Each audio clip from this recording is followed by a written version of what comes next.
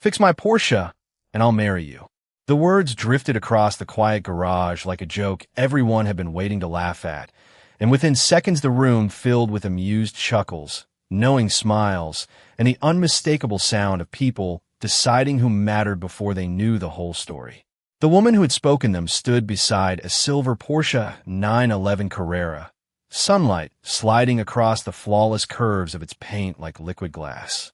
She wore an ivory blazer over a simple black dress, expensive enough to tell its own story without a single logo. Her heels clicked softly against the concrete floor, confident, measured completely at home in a world where people usually obeyed before she finished speaking. Emily Carter had spent the last decade building one of America's fastest-growing luxury automotive technology companies. Magazine covers called her brilliant. Investors called her fearless. Competitors called her impossible to beat. She simply called herself busy. Today, however, she looked mildly irritated as she folded her arms and watched the only mechanic who hadn't rushed toward her car. Ethan Brooks quietly finished tightening the last bolt beneath an aging Ford pickup before wiping his hands on a faded blue shop towel. He didn't hurry because expensive cars never impressed him more than honest work. At 42 years old, Ethan had learned that engines rewarded patience, while people often rewarded noise. He preferred engines. The small garage smelled of motor oil, warm rubber, fresh coffee, and old pine lumber that had absorbed decades of honest labor.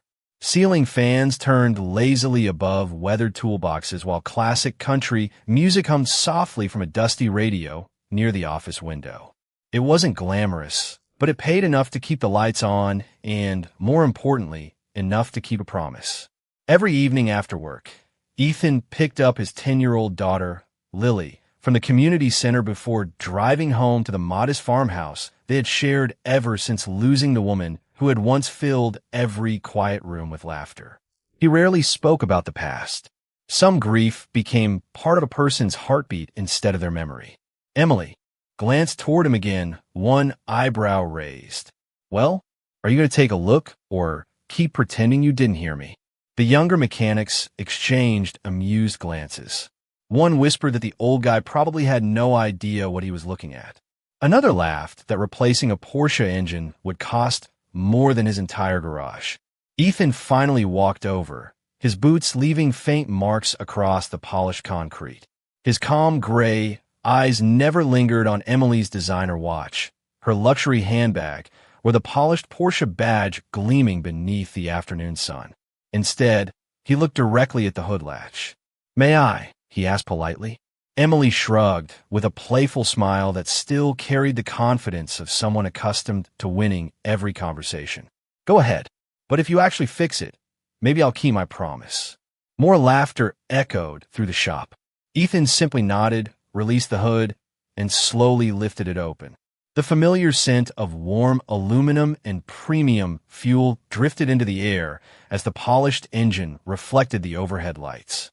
His eyes moved carefully across every hose, every clamp, every wire, not searching for money, not searching for recognition, but searching for the truth. Then, almost immediately, something deep beneath the engine caught his attention, and for the first time that afternoon, the silence inside the garage became louder than the laughter. Ethan did not reach for a wrench immediately. Instead, he stood quietly, letting the engine tell its own story the way an experienced physician listened before offering a diagnosis. His fingertips traced along the edge of the engine compartment, stopping briefly near a polished bracket that looked almost too clean compared to everything around it. Most people saw horsepower. Ethan noticed fingerprints left by previous repairs, tiny scratches around fasteners, and bolts that had been removed more than once. Machines had memories if someone cared enough to read them. Emily crossed her arms with growing impatience. She checked the time on her watch before looking toward the service manager. "How much longer is this supposed to take?" she asked. The manager forced a nervous smile. "He is the best mechanic we have." Emily glanced back at Ethan with polite disbelief. Quiet does not always mean talented. Ethan heard every word, but his expression remained unchanged. He gently removed the engine cover and laid each fastener neatly on a folded shop towel, instead of tossing them into a tray like many mechanics did. Years of discipline had taught him that respect was never reserved only for people. It also belonged to tools, machines, and promises. Across the garage, one of the younger technicians leaned toward another. "I bet he is scared to touch something that expensive." The other laughed softly. "If I own a car worth more than $300,000, I would not leave it with a guy wearing boots older than I am." Ethan continued working as though the room had fallen completely silent. There was a calm rhythm to every movement. Ratchet, pause, inspection, light pressure, another pause. Even the ticking sound of cooling metal seemed to follow his pace. Emily found herself watching despite her impatience. There was something strangely reassuring about someone who never rushed, especially in a world where everyone else seemed desperate to impress. Her attention drifted to a framed photograph hanging beside the office door. A little girl with bright eyes hugged Ethan while holding a blue ribbon from a county science fair. Both of them smiled with the kind of happiness money could never manufacture. Beneath the picture, a handwritten note simply read, "Keep fixing what matters, Dad." Emily looked away almost immediately, although she could not explain why the image lingered in her thoughts. Ethan carefully examined a narrow section beneath the intake assembly before quietly asking, "Has anyone worked on this engine recently?" Emily nodded. The dealership performed routine service about 3 months ago. They could not explain why the warning light kept returning. Did anyone else inspect it afterward? Only another authorized service center. Ethan gave a slight nod without another question. He reached for a slim inspection light and directed its narrow beam into a tight space behind the engine mount. The light reflected against something that did not belong there. It was hidden so deeply that almost no owner would ever notice it during ordinary maintenance. Ethan slowly lowered the light, his thoughtful eyes narrowing ever so slightly. He did not react with surprise. Experience had taught him that unusual discoveries deserve patience before conclusions. Emily noticed the subtle change in his face. "Did you find a problem?" she asked. Ethan remained silent for another few seconds before answering in the same calm voice he had used all afternoon. "I found something that should not be inside this car." The laughter that had filled the garage earlier had completely disappeared. Every mechanic nearby instinctively looked toward the open engine bay, while Emily took one careful step closer, unaware that the answer waiting beneath polished steel would soon challenge everything she believed about the people she trusted most. No one spoke for several long seconds. Even the old ceiling fan seemed louder than before as it pushed warm afternoon air through the garage. Emily stepped closer until she could see the reflection of the engine in Ethan's inspection light. "What exactly are you looking at?" she asked, her confident voice carrying the first hint of uncertainty since she had arrived. Ethan did not answer immediately. Instead, he reached for a slim magnetic pickup tool and slowly guided it into the narrow space beneath the intake assembly. Every movement was careful enough to suggest that whatever rested inside was more important than a faulty sensor or a loose connector. The younger mechanics gathered several feet away, curiosity replacing their earlier amusement. One whispered that perhaps a previous technician had dropped a bolt during service. Another suggested it might simply be road debris. Ethan remained focused. After nearly a minute, the magnetic tool emerged holding nothing more than a tiny metal clip. He studied it quietly before setting it on the clean towel beside the engine. Then he reached deeper with his gloved hand, stopping whenever resistance met his fingertips. Emily folded her arms again, although this time it was not impatience that drove the gesture. It was anticipation. She had spent years negotiating billion-dollar contracts, reading boardrooms filled with experienced executives, and making decisions that moved international markets. Yet standing inside a small-town garage, she realized she could not predict what the quiet mechanic beside her was thinking. That unsettled her more than she wished to admit. Ethan finally spoke. Someone intentionally placed something behind this support bracket. Emily frowned. "How can you tell?" He looked toward her with the same calm expression that had never changed throughout the afternoon. because this area was partially disassembled and reassembled with unusual care. Whoever did it wanted routine inspections to overlook it. One of the technicians leaned forward. "Can you get out?" Ethan nodded once. Eventually, he selected a thinner extension tool from an old red toolbox whose drawers had been repaired so many times the paint no longer matched. The tools inside were polished from years of use rather than replaced with expensive new ones. Lily often joked that her father trusted old tools the way other people trusted old friends. Ethan smiled whenever she said it, because she was right. He carefully loosened a hidden fastener before lifting a narrow aluminum panel that most owners would never notice. Behind it rested a compact, waterproof pouch wrapped in dark protective fabric. It looked untouched by heat, dust, or moisture despite being hidden inside the engine compartment. Ethan slowly lifted it free and placed it gently on the folded towel without attempting to open it. The entire garage watched in silence. Emily stared at the pouch as though it had appeared from another world. "That is not mine," she said almost instinctively. Ethan nodded. "I believe you." Those 3 words surprised her more than the discovery itself. He had no reason to trust her, yet he did. There was no accusation in his voice, no suspicion, only quiet certainty.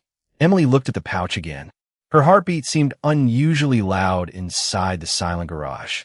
"Open it," one of the mechanics whispered. Ethan shook his head. "It belongs to the owner of the vehicle." He gently slid the pouch across the workbench toward Emily without unfolding a single corner. She hesitated before reaching for it, suddenly aware that the joke she had made less than an hour earlier had completely disappeared, replaced by a strange feeling she could not name. For the first time in many years, the billionaire who believed she understood every situation realized she was standing beside a man whose greatest strength was not fixing engines. It was knowing exactly where honesty ended and temptation began. Emily held the waterproof pouch in both hands without opening it. It felt surprisingly light, yet the weight of the moment settled over everyone inside the garage. Outside, a pickup truck rolled slowly past the open service bay, its tires crunching over loose gravel before fading into the distance. The ordinary sounds of the afternoon returned one by one, but inside the shop, nobody seemed ready to speak first. Emily finally looked at Ethan. "If you were in my position, would you open it now?" Ethan wiped his hands with the same faded blue towel before carefully placing every tool back into its proper drawer. "That depends," he answered quietly. "On what?" she asked. "Whether you want answers before you are ready to live with them." The sentence lingered in the air long after he finished speaking. Emily studied the sealed pouch for another moment before sliding one finger beneath the protective flap. The seal had never been broken. Whatever rested inside had remained hidden through countless miles, routine maintenance visits, and expensive inspections. She slowly opened it. Inside rested 3 objects wrapped individually in clear protective sleeves. The first was a small brass key with the number 74 engraved on its head. The second was a black flash drive with no company logo or identifying marks. The third was a folded handwritten envelope addressed in elegant blue ink. It simply read, "For Emily, only when the time is right." Her breathing slowed. She had seen that handwriting before. Years ago, on birthday cards, Christmas letters, handwritten notes left on her desk after impossible days. It belonged to her father. Richard Carter had passed away nearly 3 years earlier after building the company from a single engineering workshop into one of the most respected automotive technology firms in the country. His signature handwriting had disappeared from her life the day he was gone. Yet here it was, hidden inside her own car. Emily carefully unfolded the envelope. A single sheet of cream-colored paper slipped into her hand. She scanned the first sentence, then stopped. The confident executive who had negotiated billion-dollar acquisitions suddenly looked like a daughter hearing her father's voice again. Her eyes softened. She read silently, turning the page with trembling fingers while the room respectfully remained quiet. Ethan deliberately stepped away from the workbench, giving her privacy without being asked. He walked toward the coffee machine near the office and poured himself a cup, then quietly filled another paper cup before setting it on the corner of the bench beside Emily. He never interrupted. He never asked what the letter said. Sometimes kindness was simply creating enough silence for another person to gather themselves. Emily lowered the letter after several long minutes. Moisture shimmered in her eyes, but she smiled gently instead of hiding her emotions. He knew, she whispered almost to herself. Ethan looked up. Knew what? She carefully folded the letter exactly as she had found it. That someday I would need the truth more than success. Her gaze shifted toward the unopened flash drive resting beside the brass key. Whatever is on this belongs to my family. My father wanted me to find it, but somehow he also wanted the right person to uncover it. She looked directly at Ethan for the first time without the distance of wealth or status standing between them. Every dealership missed it. Every specialist overlooked it. Somehow you found it within minutes. Ethan offered only a modest smile. Sometimes people search where experience tells them to look. Sometimes they search where honesty tells them to look instead. Emily glanced down at the letter once more, realizing that the quiet mechanic standing in front of her had repaired far more than an engine that afternoon. Without knowing it, he had reopened the final conversation she thought she had lost forever. The garage slowly returned to its familiar rhythm, but something invisible had changed. The younger mechanics drifted back to their workstations with quieter voices than before, occasionally glancing toward the service bay, where Emily remained standing beside the workbench. She carefully slipped the letter back into its envelope before placing it alongside the brass key and the flash drive inside the waterproof pouch. Nothing about those simple objects looked extraordinary, yet they had already become more valuable than any luxury car parked outside. Ethan lowered the Porsche from the lift and checked the final connections beneath the hood one last time. The warning light that had troubled the vehicle for months no longer appeared. He closed the hood with gentle precision, never slamming it, as though respect extended even to metal and glass. Emily watched him finish the job without saying a word. She realized that throughout the afternoon he had never once asked who she was worth, only what the car needed. That difference lingered in her mind. She reached into her designer handbag and removed a platinum business card along with a checkbook. Writing quickly, she signed an amount that would have paid for several years of work at a small independent garage. She placed the check on the workbench and slid it toward Ethan. This covers the repair, the discovery, and my gratitude, she said sincerely. Ethan glanced at the number for only a moment before quietly sliding the check back across the bench. Emily blinked. It is not enough? She asked. Ethan smiled gently. It is far too much. She looked genuinely confused. You found something my entire company failed to find. You could charge whatever you wanted. Ethan folded the shop towel one final time before answering. You brought me a car with a problem. I repaired the problem. The rest was never mine to sell. Emily stared at him, searching for the hidden negotiation she had become accustomed to finding in nearly every conversation involving money. There was none, only calm certainty. Do you realize how many people would have kept that pouch? She asked quietly. Ethan nodded. Probably more than I would like to believe. And you never considered opening it. It was addressed to someone else. His answer arrived without hesitation. No speech, no performance, just a simple truth. Emily lowered her eyes for a moment, almost embarrassed by how naturally she had expected temptation to win. Across the garage, the service manager approached carrying the completed invoice. Ethan signed the paperwork, charging only the standard diagnostic fee and the cost of replacing a damaged sensor that had caused the warning light. Emily looked at the modest total and shook her head in disbelief. This cannot be right. Ethan accepted the payment terminal and handed it to her. It is exactly right.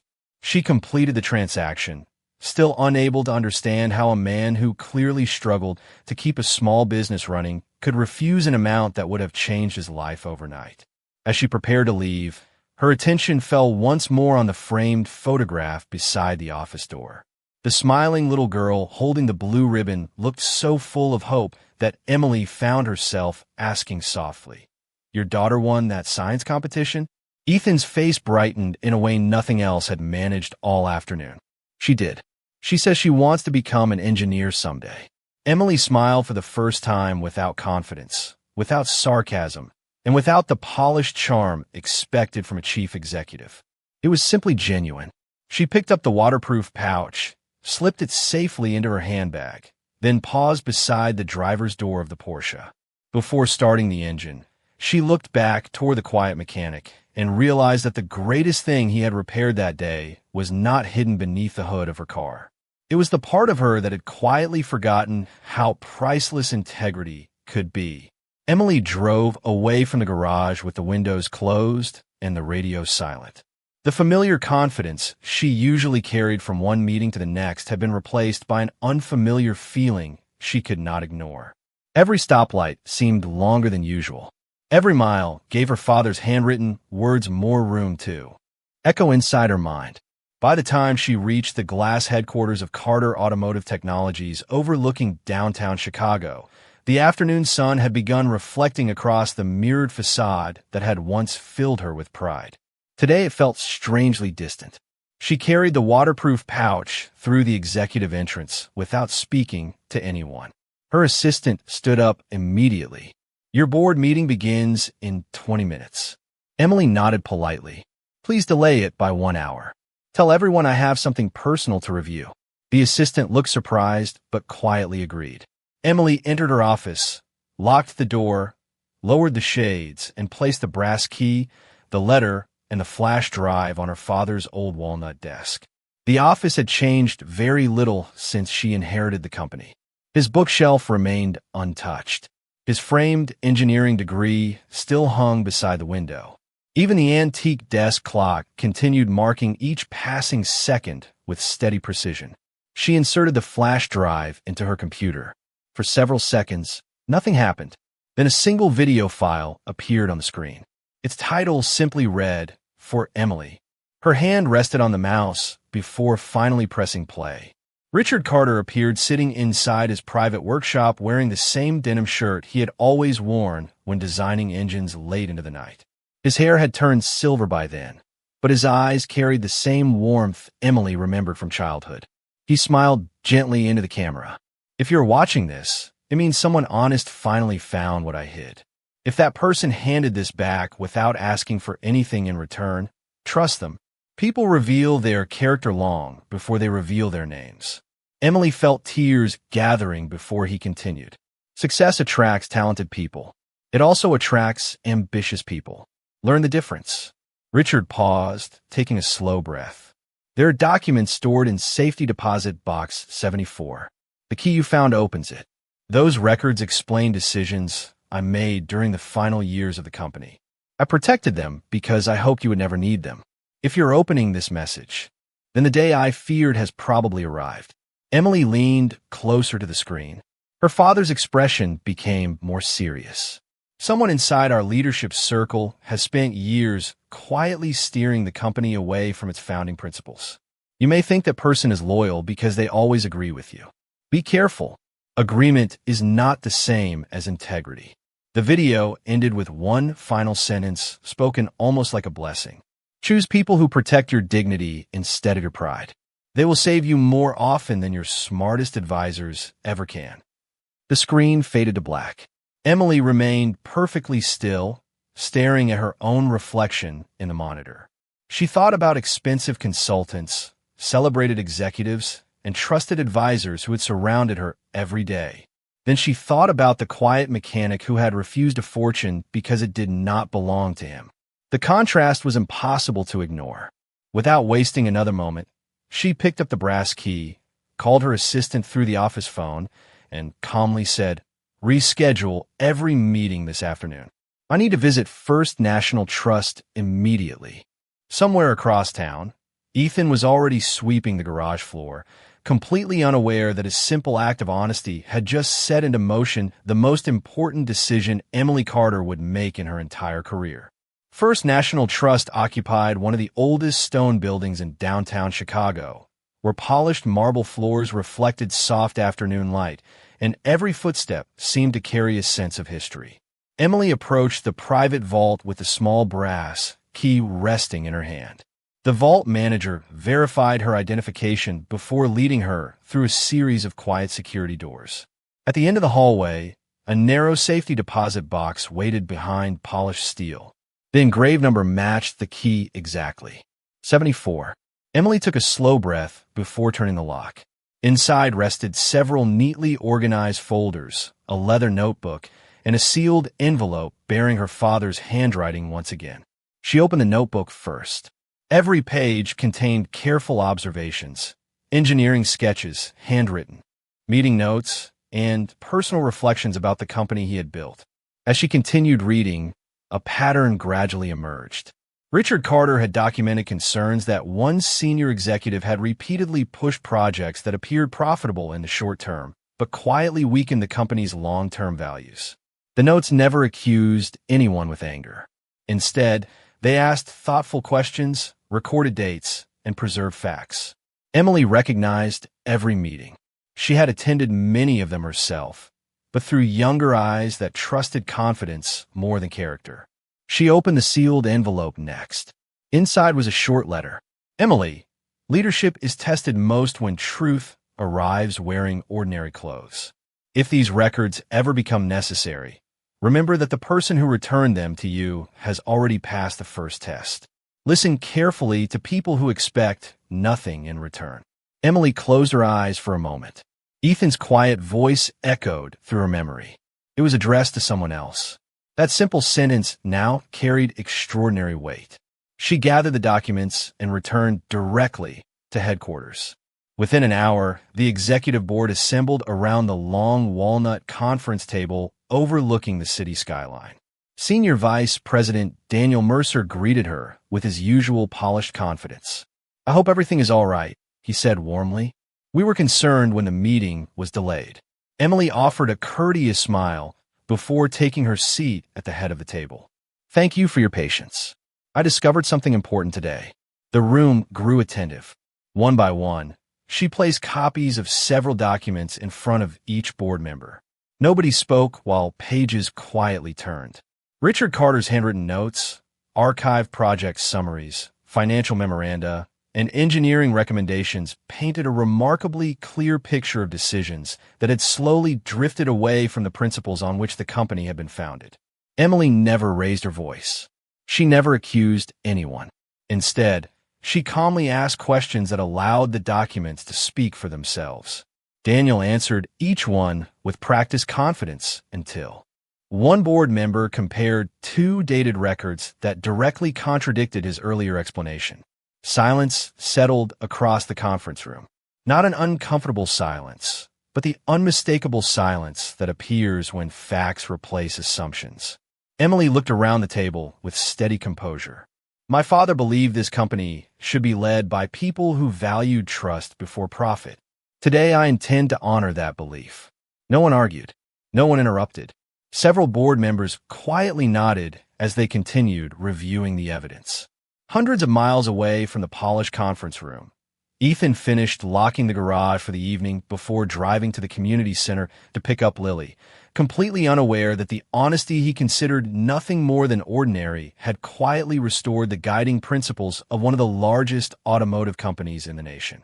The following Saturday arrived with clear blue skies and the gentle warmth of early fall. Ethan unlocked the garage just after 8 in the morning, expecting nothing more than another ordinary day of oil changes, brake repairs, and customers trying to stretch one more year out of aging family cars. Lily sat inside the small office, finishing homework, while occasionally looking through the front window whenever a customer pulled into the parking lot. She loved spending weekends with her father because every person who entered the garage seemed to leave smiling, even when their car had arrived on a tow truck. Around mid-morning, the familiar silver Porsche rolled slowly into the driveway. This time it stopped without urgency. Emily stepped out wearing blue jeans, white sneakers, and a light sweater instead of an executive suit. There were no security staff, no assistants, and no expensive leather portfolio in her hands. She carried only a white bakery box tied with a blue ribbon. Ethan looked up from replacing a battery in an old family sedan and smiled politely. "Good morning. Is the warning light back?" Emily smiled for the first time with complete ease. "No, the car is running perfectly." She lifted the bakery box slightly. "I came for a different reason." Lily looked up from her homework as Emily entered the office. "Hi," Emily said gently. "You must be Lily." The young girl smiled politely. "Yes, ma'am." Emily laughed softly. "Please call me Emily." She placed the bakery box on the desk and opened it to reveal a homemade apple pie with a golden crust. "I remembered your father mentioning this was your favorite." Lily's eyes grew wide. "How did you know?" Emily smiled toward Ethan. "He did not tell me directly. I noticed the recipe card hanging beside the coffee machine the other day." Ethan glanced toward the old bulletin board and quietly chuckled. His late wife's handwritten pie recipe had remained there for years. Emily had paid attention to something almost everyone else overlooked. Lily looked from the pie to Emily and then to her father. "Can she stay for lunch?" she asked with innocent honesty. Ethan hesitated for a brief moment before looking toward Emily. "Only if she has time." Emily smiled warmly. "I canceled everything else today." They shared sandwiches at the small picnic table behind the garage where maple trees offered gentle shade against the afternoon sun. Lily eagerly described her latest science project, explaining her dream of designing cleaner engines that could help small towns breathe easier. Emily listened carefully, asking thoughtful questions instead of offering easy compliments. She recognized the same quiet curiosity she had admired in Richard Carter many years before. Ethan mostly listened, occasionally smiling as Lily spoke with growing excitement. When lunch ended, Emily reached in her bag and carefully removed a folded envelope. She slid it across the table toward Ethan. He looked at it, but made no move to open it. "What is this?" he asked. "An invitation," Emily answered. "Not a business contract. Not a reward. Next Friday, our company is holding its annual Founders Day gathering. I would like you and Lily to be my personal guests." Ethan looked genuinely surprised. "I do not think we belong in an event like that." Emily gently shook her head. "After everything I learned this week, I finally understand something my father tried to teach me for years. The people who belong in a room are not always the richest. People inside it. Sometimes they are simply the most honorable." Ethan remained quiet for a long moment before Lily reached over and softly touched his arm. "Dad," she whispered with a hopeful smile, "I think Mom would tell us to say yes." The Founders Day gathering filled the grand atrium of Carter Automotive Technologies with warm lights, quiet conversations, and displays celebrating decades of engineering innovation. Photographs of Richard Carter's earliest workshop lined the walls beside prototypes that had changed the company's history. Executives in tailored suits, engineers wearing company badges, longtime employees, and community leaders mingled beneath banners carrying the simple words Richard had insisted remain the company's guiding principle. Build with integrity. Lead with humility. Ethan felt slightly uncomfortable in his dark suit that had only been worn to weddings and church services, but Lily walked proudly beside him in a light blue dress, her eyes wide with excitement as she admired every display. Emily greeted them at the entrance with genuine warmth rather than formal ceremony. "I'm so glad you came," she said. Lily smiled brightly. "This place is amazing." Emily looked toward Ethan. "It is only a building. What matters is the people inside it." As the evening program began, hundreds of guests gathered before the stage. Emily stepped to the podium, and the room gradually fell silent. She thanked employees for their dedication before speaking about her father's vision of building more than successful vehicles. He had wanted to build trust. Then her voice softened. "A week ago, I believed leadership meant always having the right answers. I was wrong. Sometimes leadership begins with meeting the right person." Curious whispers moved gently through the audience. Emily continued. "Most of you have heard that important historical documents were recently recovered. Many have asked how that happened. Tonight, I would like you to meet the man responsible." A spotlight quietly settled on Ethan. He looked genuinely surprised as every face in the room turned toward him. Emily invited him to join her on stage. He hesitated briefly before Lily smiled and nodded with quiet encouragement. Ethan walked forward without confidence or fear, only with the same steady dignity that had guided every ordinary day of his life. Emily addressed the audience once more. "This man discovered something that could have changed the future of our company. He had every opportunity to profit from it. Instead, He returned everything without asking for recognition, reward, or even thanks. My father once wrote that character reveals itself when nobody is watching. Ethan Brooks proved those words true. The auditorium remained completely still. There was no dramatic applause interrupting the moment, only respectful silence as people reflected on what they had just heard. Emily turned toward Ethan with a gentle smile. The first time we met, I made a careless joke because I judged someone before I understood his heart. I have spent every day since trying to deserve the lesson you taught me. Ethan smiled modestly. I only did what I hoped someone would do for my daughter someday. His answer brought quiet emotion to faces throughout the room. Emily then presented Lily with a scholarship established in Richard Carter's name to support her future engineering education. Lily looked at her father with joyful disbelief before wrapping both hands around the framed certificate. Ethan's eyes filled with gratitude, but he said nothing because some blessings were too meaningful for immediate words. Later that evening, after the guests had gone home and the lights inside headquarters had begun to dim, Emily and Ethan stood outside beside the silver Porsche that had unexpectedly changed both of their lives. Emily rested one hand lightly on the roof of the car and smiled. This car has carried me across the country, through boardrooms, factories, and more victories than I can count. She looked at Ethan with quiet sincerity. But somehow it also carried me to the person my father hoped I would recognize. Ethan looked toward the city lights before meeting her eyes with the same calm expression she had first mistaken for ordinary. Life has a remarkable way of guiding honest people toward one another. Emily smiled softly. There was nothing left to prove, nothing left to buy, and nothing left to pretend.